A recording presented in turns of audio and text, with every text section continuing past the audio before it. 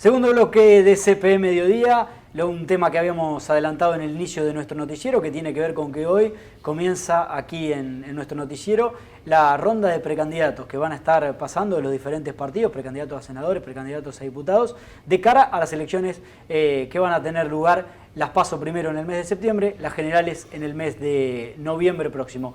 Hoy primero están los precandidatos del Frente de Izquierda Unidad, Luciano González, precandidato a diputado, y Claudia Lupardo, precandidata a senadora por el Frente de Izquierda Unidad. Les agradezco mucho haber estado con nosotros, haberse tomado el tiempo de venir aquí al canal. ¿Cómo están? ¿Bien? Gracias a vos por la invitación. Bueno, antes de comenzar, quería marcar una cuestión que tiene que ver con el tiempo que les vamos a dedicar a cada uno de los precandidatos, de las precandidatas. Quiero que sepan ustedes del otro lado que cada uno de ellos, cada una de ellas va a tener el mismo tiempo para hablar, para desarrollar su propuesta, para contarnos cuáles son sus ideas de cara a las elecciones, por supuesto. Además, es importante aclarar que cada uno de los precandidatos de todos los partidos y de todos los frentes han sido invitados.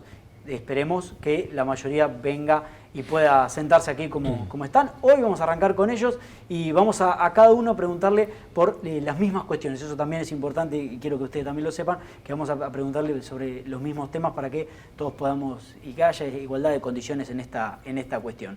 Primero quiero arrancar hablando de lo que significa el frente y de por qué en estas elecciones van separados o hay dos listas en el frente.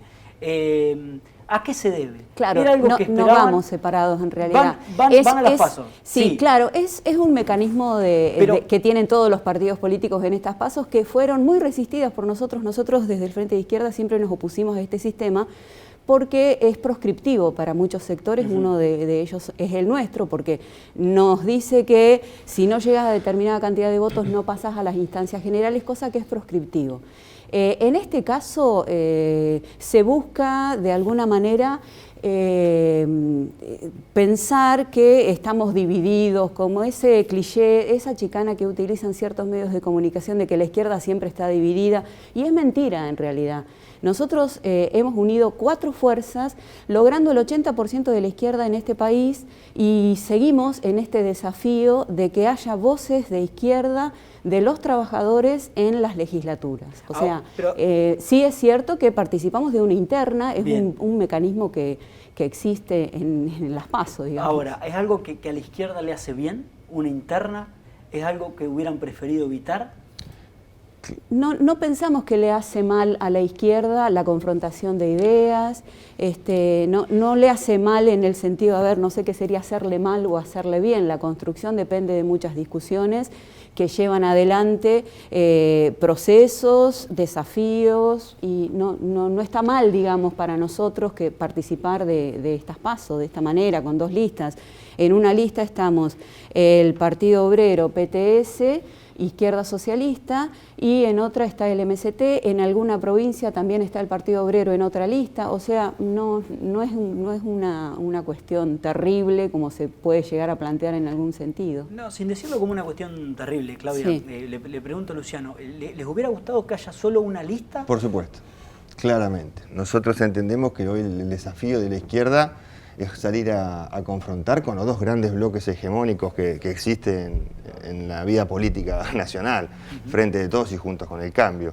No haber podido llegar a un acuerdo para ir en listas unificadas dentro del Frente de Izquierda, evidentemente nos plantea esto, que iniciando este programa, este bloque, estemos discutiendo hacia adentro del Frente de Izquierda y no quizás aprovechando ese tiempo para debatir con la gente o salir a polemizar con los otros grandes frentes hegemónicos. A veces lo que uno quiere no se da en la realidad, pero como bien señalaba recién Claudia, el Frente de Izquierda es un bloque que va unido en base a un programa político, que esas son las bases fundamentales que lo han consolidado. Ya tiene una década el Frente de Izquierda en la política acá en nuestro país. Y tenemos esta gran tarea que es hoy salir a mostrar una alternativa por fuera de estos 2 grandes bloques, que ya vamos seguramente a hablar, pero que son los responsables de la situación que estamos viviendo. Nos vamos a meter ya en la plataforma, pero para darle un cierre a esta cuestión, en una entrevista, el otro precandidato de la izquierda, Jonathan Gómez, el precandidato a senador, decía que hace falta renovación de nombres en la izquierda, que por eso sumaba su precandidatura. ¿Coinciden? No sé a qué apuntaría Jonathan. Nosotros, no es una cuestión de nombres. Hoy estamos con Claudia encabezando porque somos dos de los referentes, los distintos, yo del Partido Obrero, Claudia del PTS, pero tenemos una lista de compañeros de toda la provincia que están haciendo su primera experiencia política como candidatos. Me parece que no pasa por renovar, a veces parece como un cliché, pero quizás se refería a otra fuerza política. Nosotros en la izquierda somos los candidatos que venimos desde hace tiempo peleando todos los días, cotidianamente, en nuestros lugares de laburo, y que hoy coyunturalmente estamos participando de las elecciones como siendo los voceros, si vos querés, del Frente de Izquierda. Además, instalar un nombre en este país, con la disposición que tienen los medios hegemónicos hacia nosotros, es muy difícil. Los nombres de Nicolás del Caño, Romina del Pla, Miriam Bregman, que son nombres históricos que durante estos últimos años están saliendo a los medios, se instalan justamente porque no solamente vienen a hablar a los medios, sino que están en todas las luchas. Eso es lo distinto que tenemos de todos los otros partidos que se presentan en estas PASO.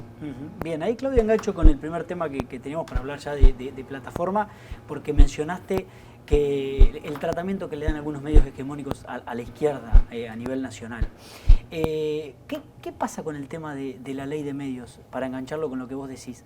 ¿Hay que reforzar la ley actual, la 26.522, o es necesario una nueva ley? ¿Qué piensan ustedes pensando en su llegada a la Cámara de Diputados, de senadores de la Cámara de Diputados? Sí, es vieja la discusión y se sigue dando.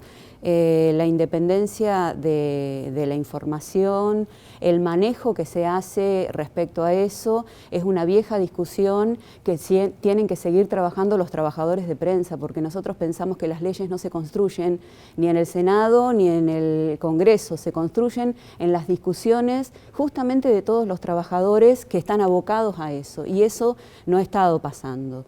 Entonces, nosotros creemos que tiene que ser una discusión que tiene que continuar y bregar para que haya una independencia en la información, en los medios de comunicación y en la libertad de expresión, básicamente. Bien. Luciano, hay varios temas, por supuesto, para charlar en cuanto a su plataforma.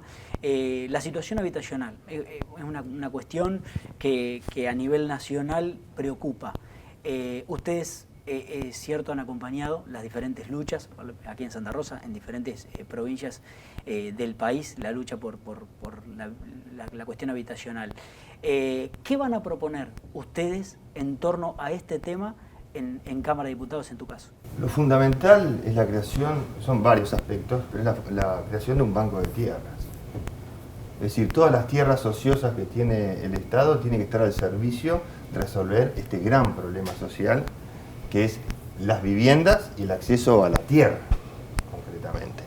Ahora también hay que ir a romper el negocio de la especulación inmobiliaria, que es uno de los grandes negocios que hay en este país, donde la contracara de ese negocio que llena los bolsillos de determinados grupos empresarios, inmobiliarios, y eso es miles de familias en la calle.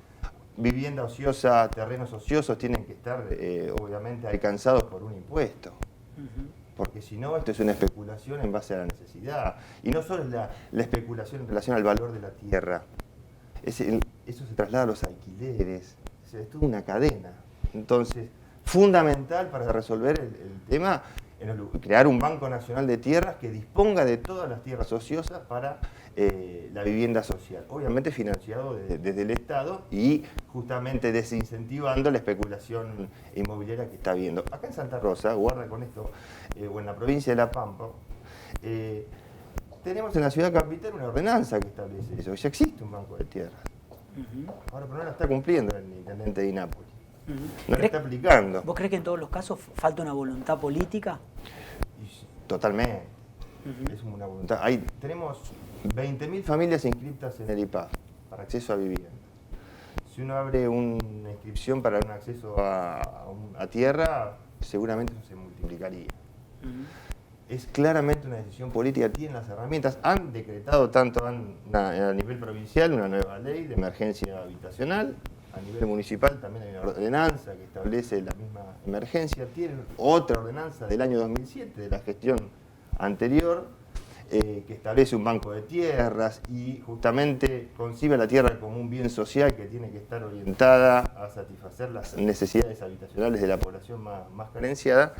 Y sin embargo estamos en 2021 con esta realidad y no se está cumpliendo. Es una clara decisión política del Frente de Izquierda en esto, como siempre mostrando, vamos, así como estuvimos en Guernica o estamos acá apoyando a la familia de Nuevo Salitral, vamos a hacer cabeza en estas iniciativas parlamentarias para realmente darle una solución.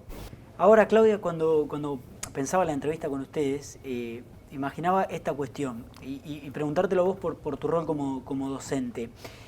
Imagino que comienza o debería comenzar a pensarse en qué va a pasar en el pospandemia o qué de lo que sucedió en la pandemia nos puede servir como herramienta para el futuro. Y digo, específicamente, por eso te quería consultar a vos, una reforma del sistema educativo. ¿Sirven algunas de las herramientas que hemos incorporado durante la pandemia pensando en el futuro, en el sistema laboral? ¿Es necesario hacer alguna modificación y es necesario tomar alguna de las herramientas que hemos podido adquirir a lo largo de este tiempo?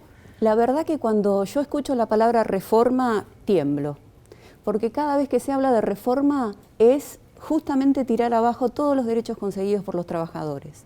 Porque ¿quién va a reformar? ¿Cómo se va a reformar? ¿A quién le van a preguntar? En realidad es un tema la reforma porque siempre está del lado de los empresarios. Si vos haces una reforma y no tenés en las cámaras de diputados fuerzas de izquierda que apoyen a esos trabajadores, las reformas siempre van a ser negativas para todos los trabajadores. Y nosotros nos ubicamos siempre de ese lado, del lado de los trabajadores, de los humildes, de las mujeres, de la juventud, de todos los trabajos precarizados. En todo caso, lo que tendríamos que pensar respecto a la pandemia es qué pasa con el trabajo. Nosotros tenemos una propuesta que es repartir las horas de trabajo, porque trabajo hay, lo que pasa es que para llegar a tener un sueldo similar a la canasta básica familiar, una persona tiene que hacer como 4 o 5 trabajos o trabajar en muchas escuelas, en el caso de lo que vos me preguntás de los docentes. Entonces nosotros proponemos repartir las horas de trabajo durante 6 horas, 5 días a la semana. Y cobrar lo mismo que estamos cobrando, o sea, hay que tener en cuenta eso, no hacer alguna maniobra o alguna jugarreta que quizás nos tienen presentados con el mismo nombre otros candidatos a diputados. Entonces, el tema principal es la precarización del trabajo y la mirada de esta pandemia en algo que vos seguramente es lo que querés referirte, que es la bimodalidad, que es lo que nosotros venimos sosteniendo los trabajadores docentes, trabajadores y trabajadoras, con esto que es extenuante, que es agotador, que implica llegar a tu casa y no tener horario. Eso tiene que estar pactado, tiene que estar pautado. Nadie puede llegar a invadir tu espacio de ocio que tenemos que tener todos por una cuestión de salud mental. Entonces, esas cuestiones tienen que dirimirse, porque esto que vos decís de la reforma se está discutiendo en muchos lados del mundo. Sí. Pero estas reformas tienen que venir acompañadas de frentes de izquierda en todo el mundo para que defiendan los intereses de los trabajadores y de las trabajadoras. ¿Y hay alguna herramienta que vos hoy digas podemos tomarla, mejorarla en esto que mencionabas de la bimodalidad? Pienso que las universidades puedan hacerse cargo de costear la cuestión de internet, de las comunicaciones. Bueno, nosotros en esta pandemia hemos discutido desde la corriente 9 de abril muchas cosas referidas a cómo se llega a que esas familias tengan conectividad.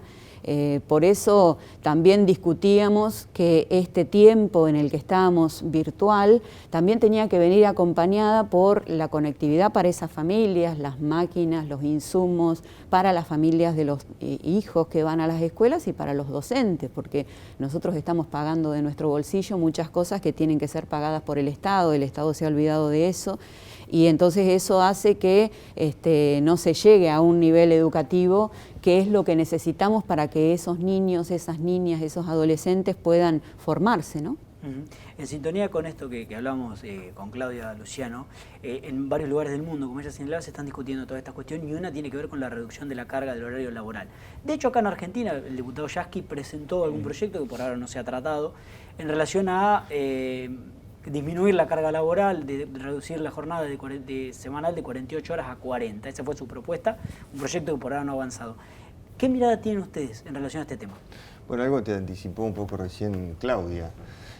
Claramente nosotros uno de los puntos que levantamos históricos del programa del Frente de Izquierda es el reparto de las horas de trabajo, como una forma de contrarrestar esta pandemia que es la desocupación permanente y que el sistema en el que vivimos, el sistema capitalista, que viene cada vez más profundizando, es decir, desplazando del mercado laboral a miles y miles de trabajadoras y trabajadores que quedan en la pobreza, en la indigencia. ¿Cómo contrarrestamos esto? Y justamente distribuyendo las horas de trabajo, respetando un salario que garantice las condiciones elementales de supervivencia del trabajador. Ahora, esto va a ser interesante porque algo que no dicen y que va a pasar en el próximo Congreso es que van a discutir una reforma laboral. Retomando esto que hablamos de la reforma educativa, reforma laboral, y guarda, porque acá no dicen nada, pero acá van a venir a utilizar la crisis que ha generado la pandemia, que ha profundizado la pandemia, para avanzar sobre los derechos de los trabajadores. Acá se va a querer legalizar en el próximo Congreso, el que se va después de noviembre a conformar, se va a querer legalizar la precarización laboral. Es decir, hoy el 45% de los trabajadores que están en la informalidad, por fuera de la ley, que están en negro, ¿no? Las patronales se evaden aporte, no tienen derecho, etc. Las distintas fuerzas políticas del Frente de Todos, del peronismo y también de Juntos por el Cambio tienen varias iniciativas de reforma para lograr que eso se transforme en legal. Es decir, van a legalizar la precarización. Y eso nadie lo dice. Por ahí aparece un diputado del peronismo hablando, bueno, en este caso Yasky, hablando. Vamos a ver cuál es el proyecto concreto, porque lo que tenemos hoy acá es que la precarización de mano de estas fuerzas políticas que están gobernando se viene profundizando cada día más. No solo en la actividad privada, sino también en el Estado, y fundamentalmente en el Estado. Entonces, creo que ese es uno de los grandes puntos y que plantea la necesidad de realmente de que la izquierda tenga presencia en la legislatura para dar esta enorme batalla que va a ser estratégica. Vienen para consolidar las pérdidas de derechos que hemos tenido en todos estos años. Tiene que haber un bloque, un frente de diputados que justamente confronten con esta perspectiva. Y vayamos al revés, diríamos, garanticemos los derechos laborales, garanticemos que el salario alcance para vivir, garanticemos la actividad, la estabilidad laboral, garanticemos todos los derechos laborales. Después discutimos otros aspectos, pero hay que defender el salario, defender esas condiciones que tanto nos ha costado a los trabajadores poder conquistarlos, ¿no? Bien. Claudia, sé que no te gusta la palabra reforma, pero se ha instalado, lo ha instalado el oficialismo, lo ha instalado la vicepresidenta de la Nación específicamente, el tema de la reforma de salud. Ha dicho que es necesario repensar el sistema de salud argentino, lo ha dicho en más de una oportunidad, y vaticinan algunos que hay un proyecto que ha sido negado de parte del oficialismo, pero que ya hay un proyecto preparado de parte del oficialismo. ¿Creen que ustedes que el sistema de salud actual, como está, como funciona actualmente, puede subsistir? ¿Es necesario? ¿Coinciden con el oficialismo en que hay que hacer una reforma? En lo poco que ha vaticinado el oficialismo, ¿están de acuerdo en esta reforma del sistema de salud, con el Ministerio de Salud ordenando y coordinando todo? Los esenciales, los más importantes en esta pandemia, los que cobran cero porque cada vez les pagan menos, son quienes tienen que discutir estas reformas.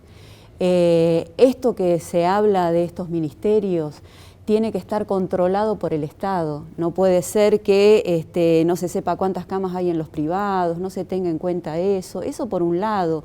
Por el otro lado, lo que tiene que ver con el salario de cada uno de los trabajadores, si se va a tener en cuenta, si no, si se va a discutir, las paritarias. Los reclamos que vienen haciendo los elefantes, que le llamaban en Neuquén, que se les llamó elefantes por un desatino de un dirigente de ATE, o sea, la lucha que ellos decían, este tipo dijo que era como de elefantes, como gente que era lenta, que era pesada, y demostraron, porque lograron con su lucha, que se les aumentaron 53% a todos los trabajadores, no solo a los de salud. Entonces todas esas luchas hacen que estas reformas no pueden ser impuestas desde arriba hacia abajo, se tiene que discutir justamente desde la base, son ellos los que tienen que discutir qué es lo que quieren y qué es lo que pueden llegar a lograr con estas discusiones desde las asambleas, desde sus condiciones de trabajo, desde sus condiciones económicas. Y además también tener en cuenta lo que pasa con las vacunas, ¿no? Esto que nadie dice, que nosotros venimos sosteniendo desde hace tiempo, de liberar las patentes, de que haya la posibilidad, si hay algún componente en la República Argentina, en Garín, como MAPSIEN, que es una fábrica donde se hacen, una empresa donde se hacen este componente importante de las vacunas, que no siga repartiéndose a otros lados, sino que se empiece a repartir también en la República Argentina, porque nosotros creemos importante que todos se vacunen, no somos antivacunas, pero tampoco hacemos el juego de que se vaya dinero para el Fondo Monetario Internacional y no para la salud, que justamente es importante, la salud, la educación, la vivienda. Entonces, esas son las cosas que nosotros tenemos que discutir. Pero es muy importante que sepamos que cuando vos le das el voto a alguien y esa persona es un peronista o es un radical, va a seguir jugando con las reglas de siempre, de darle para los empresarios y no para los trabajadores. Es lamentable para todos aquellos que todavía confían en estos partidos. Pero también hay muchos desencantados. Con Macri era, bueno, hizo esto mal, hizo aquello mal, y el Frente de Todos avaló cada uno de esos proyectos de Macri. Y muchas veces lo sigue sosteniendo y sigue justamente entregándole el dinero al Fondo Monetario Internacional. Entonces, por eso nosotros luchamos para que haya una voz de izquierda en las cámaras, en las legislaturas. ¿Cómo toman ustedes, ya que mencionas esto, cómo toman ustedes cuando desde varios sectores políticos se dice que la izquierda le funciona a la derecha por estas cuestiones que mencionás vos, de que decís que el peronismo y el radicalismo son lo mismo, son funcionales a los poderosos? Son chicanas, obviamente. Acá iba a contestar, ¿no? No, está bien. No, porque son chicanas porque justamente nosotros estamos en la calle acompañando todas las luchas. Eso es justamente construir una idea y solventar y sostener una idea de que la izquierda es lo mismo que la derecha. Y eso es falso. Eso es falso. En todo el mundo la izquierda está creciendo, porque somos la expresión de la resistencia, de la rebelión, de todo aquello que no se está viendo en los medios hegemónicos y que se está viendo en algunos lugares, en países de Europa, en países como hace poco, las distintas revoluciones que hubieron en Ecuador, en Colombia, movimientos de gente que sale a la calle por reivindicaciones básicas. No es por salario, es por tener mejor salud, es para que no haya reformas jubilatorias como lo hubo acá en el 2017 con las muertes que hubo y en el 14 y 18 de diciembre. O sea, eso tiene que ver con una idea de que la izquierda está creciendo. Y por el otro lado hay otros sectores que sostienen estas chicanas para seguir engañando de que la izquierda es igual que la derecha. Bien, me queda poco tiempo, tengo dos preguntas para hacerle una para cada uno. Para él, si querés. Sé que tenía algo más para preguntarte sobre eso, pero para vos una pregunta muy específica, Luciano, porque es algo que ya se discutió, que ya se aprobó en el Senado, pero que no en Cámara de Diputados, y parece que está cajoneado, esperando a que se renueve la Cámara de Diputados. El oficialismo espera tener mayoría para poder aprobarlo, que tiene que ver con la reforma judicial, una de las cuestiones que impulsó el presidente Alberto Fernández desde que asumió. Se aprobó en senadores y espera su aprobación en diputados. ¿Cuál es tu mirada respecto a esa reforma judicial? Y en otra pregunta muy puntual que tiene que ver con lo mismo, pero que está fuera de este proyecto, si crees que los jueces deberían tener un tope en cantidad de años en el cargo. Bien, la reforma judicial ha sido un latiguillo que han aplicado todas las fuerzas políticas que nos han gobernado. Siempre. Con un gobierno, con el otro, siempre se ha dicho el tema de la reforma judicial. Ahora lo que nosotros tenemos que ver es qué orientación tiene esa justicia, ¿no? Es decir, ¿a quién responde? Y la realidad nos está demostrando que la justicia forma parte también de todo este proceso de deterioro institucional que estamos viviendo, de crisis. Vemos que un juez actúa de una manera cuando gobierna determinada fuerza política, cambia el gobierno y tiene otro tipo de actitud. Vemos los famosos carpetazos que se dan unos con otros para hacer operaciones políticas. Claramente vemos que la justicia forma parte también de esta realidad de deterioro que estamos viviendo y que estamos sufriendo, porque justamente una justicia que funcione de esa manera, ¿no? Es un golpe hacia la población, porque no existe esa justicia para la mujer golpeada, porque justamente el juez mira para otro lado. Bueno, vemos... Esta reforma judicial no viene a sanar eso. Mirá, claramente es un maquillaje, porque no van a cuestiones de fondo. Nosotros proponemos que los jueces tienen que ser elegidos por el pueblo. ¿Por qué hay una meritocracia acá? ¿Por qué tiene que haber una casta que tiene el poder? ¿Y el juicio por jurados? Puede ser una opción. Totalmente, puede ser una opción. Hay que discutirla. Pero que no nos quieran vender que el tema pasa exclusivamente por una reforma judicial. Hay que atacar esos intereses.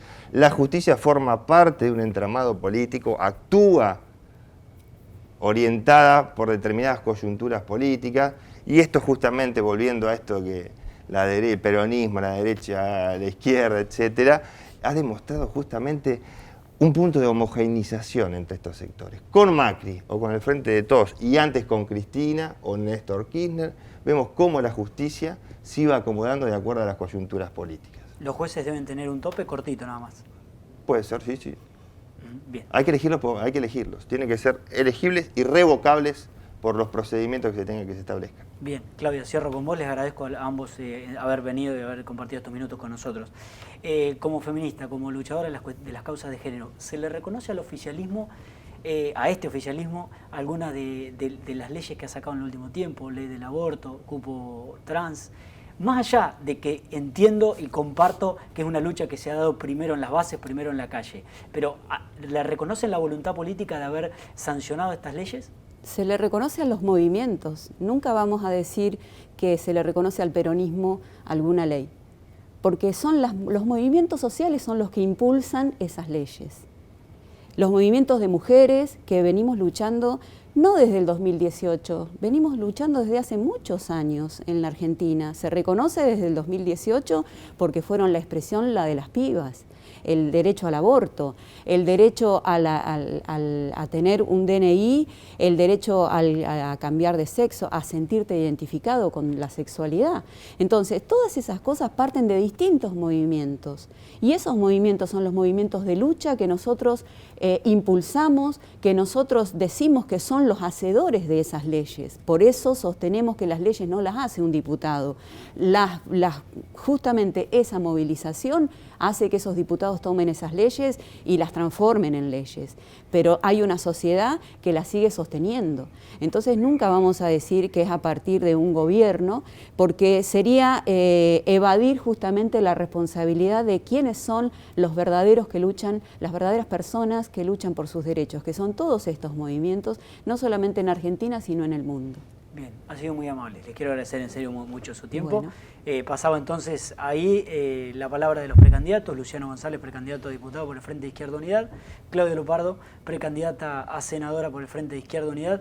Claudia, sé que tenías ahí para cerrar la lista. Sí, ¿Querés sí, mencionarla a los sí. demás candidatos Bueno, y Luciano candidatas? González, Julia Baliani, Víctor Filipa como diputados, Verónica Catrufo, Nahuel Díaz, Marisa Pérez, también diputados suplentes, senadores Claudia Lupardo, Gustavo Mrongovius, Andrea Datri y Juan Pumilla. Muchísimas gracias. Gracias a vos. Ahora sí cerramos. Esta es la primera ronda. Hemos arrancado el debate con los precandidatos. Recordamos que las elecciones van a ser el próximo 12 de septiembre. Las PASO, las primarias abiertas, simultáneas y obligatorias. Las elecciones generales serán en el 14 de noviembre. Vamos a estar invitando, por supuesto, lo que les decía hace un ratito, a todos los precandidatos, los diferentes frentes, para que vengan a debatir aquí y charlar con nosotros. Quédense, que nos queda mucho más CP Mediodía por delante.